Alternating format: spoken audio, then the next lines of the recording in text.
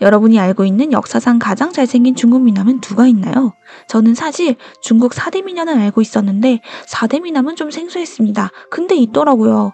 약간 꽃보다 남자의 F4 느낌이랄까요? 4대 미남의 타이틀은 아무에게나 주어지지 않습니다. 갖춰야 할 조건이 있는데요. 재주와 용모가 뛰어나고 문학적, 음악적으로도 교양이 높고 무공도 쌓아야 합니다. 그렇게 해서 선정된 4대 미남, 과연 누구일까요?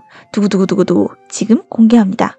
춘추 전국시대의 초나라의 송호, 서진의 반환과 위계, 남북조 시대의 북제의 난능왕입니다. 자, 첫 번째 미남이 송호부터 소개할게요. 그는 춘추 전국시대의 초나라의 인물로 그의 외모를 예찬하는 이 말을 유행어처럼 쓰기도 했는데요. 어디서 들어봤는데? 라고 할 수도 있습니다. 아름답기가 송호과 같구나 라는 말 혹시 들어보신 적 있으신가요? 그는 남자답게 생긴 미남이라기보다 고운 외모를 가진 미남이었던 것 같아요. 송옥은 기원전 298년 호북성 의성의 가난한 집안에서 태어났습니다. 그는 궁으로 들어와 문학 시신으로 글을 썼는데요.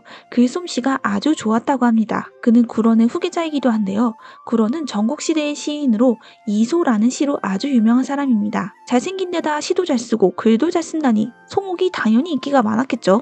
하지만 스승인 구런이 간신들의 모함으로 조정에서 쫓겨나 스스로 목숨을 끊자 송옥의 마음도 편치 않았어요. 송옥은 떠돌이 생활을 하다 조정에 다시 들어가다를 반복하다가 76의 나이로 세상을 떠납니다. 잘생긴 외모를 제대로 펴보지도 못하고 여기저기 떠돌다 생을 마감하게 됐네요. 다음 미남은 통일국가 서진의 반환입니다. 반환의 외모가 4대 미남 중에서는 가장 최고로 꼽힌다는데요. 그는 247년 삼국시대 위나라 중무의 유학자 집안에서 태어났습니다.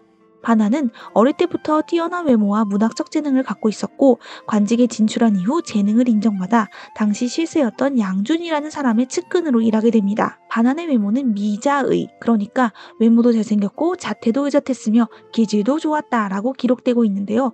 얼마나 잘생겼냐면 반환이 외출을 하면 여자들이 모여들어서 움직일 수도 없었다고 합니다. 한날은 반환이 수레를 끌고 외출을 했는데 그의 외모를 보고 반환 여인들이 수레에 가득 과일을 던졌습니다.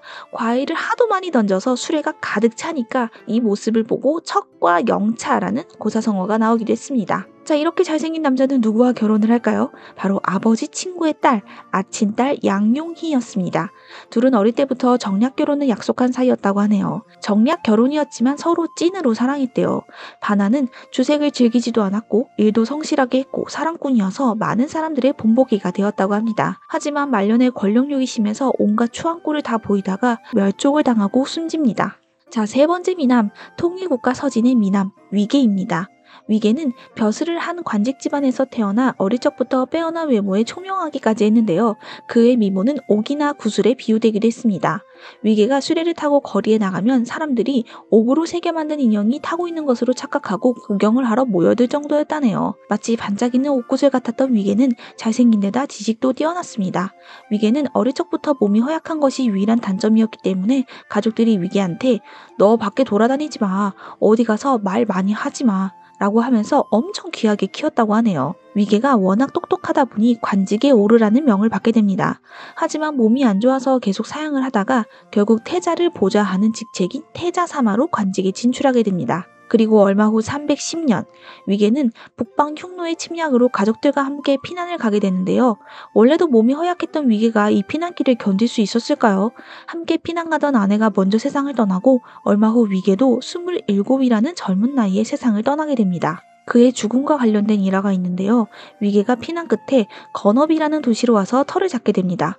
그러자 그의 외모를 보기 위해 사람들이 구름같이 모여들었고 위계는 사람들 속에서 꼼짝 못하다가 혼절을 했고 이 일로 몸이 쇠약해져 세상을 떠나게 되었다는군요. 자, 잘생긴 미남들 왜 이렇게 빨리 죽는 걸까요? 다음 미남은 좀 오래 살 수 있을까요?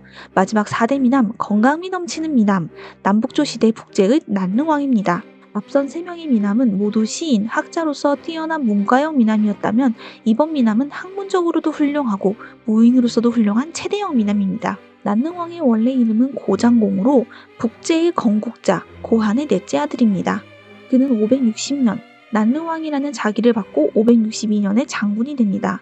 이후 여러 전투에서 공을 세우며 위세를 떨쳤죠. 난능왕은 전장에 나가면 항상 얼굴을 가리는 무서운 가면을 썼는데요. 왜냐면 외모가 너무 뛰어나서 적들이 무서워하지 않고 아군 병사들도 난능왕의 외모를 쳐다보느라 넋이 나가서 제대로 싸우지 못했기 때문이라네요. 난능왕의 이 외모 덕분에 전투에서 승리한 일화도 있습니다. 564년 난능왕이 살고 있는 북제에 북주군이 쳐들어와 낙양성을 포위하게 됩니다. 난능왕은 낙양성을 지키기 위해서 기병들을 이끌고 뒤에서 몰래 북주군을 급습해 북주군의 군대를 돌파하기로 결심합니다. 엄청난 전투가 벌어졌고 난능왕의 군사들이 낙양성 근처로 다가갔습니다. 이제 낙양성에 있는 아군들이 합세해서 협공을 벌이기만 하면 되는데 이게 워낙 대접전이다 보니까 낙양성의 군사들은 누가 아군이고 누가 적군인지를 몰라서 허둥지둥하게 된 겁니다. 그때 난능왕이 가면을 벗고 출중한 외모를 선보이며 내가 난능왕이다. 성문을 열어라. 고 했고 그의 얼굴을 알아본 아군들이 낙양성의 성문을 열고 협공을 가해 전투에서 승리하게 되죠. 이 전투를 시작으로 난능왕은 여러 전투에서 파죽지세로 승리했고 573년에는 가장 높은 관직인 태보까지 오릅니다. 지금까지 본 4대 미남 중에서 가장 별탈 없이 승승장구하고 있는데요. 그렇다면 난능왕은 끝까지 행복하게 살 수 있을까요? 하지만 비극이 찾아옵니다.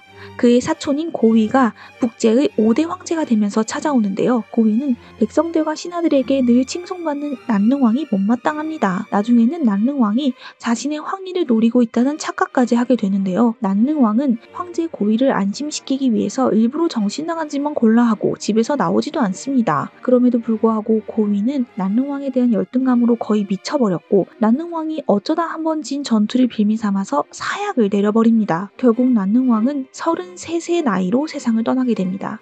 총명하고 용맹한 장수를 잃은 나라 북제는 결국 전쟁에서 패하게 되고 멸망하게 됩니다. 난능왕의 일대기는 중국에서 TV 드라마로 제작되어 큰 사랑을 받기도 했습니다. 여러분이 1등으로 꼽는 4대 미남은 누구인가요? 지금까지 당신이 절대 모르는 사람, 중국의 4대 미남, 송옥, 반안, 위계, 난능왕이었습니다.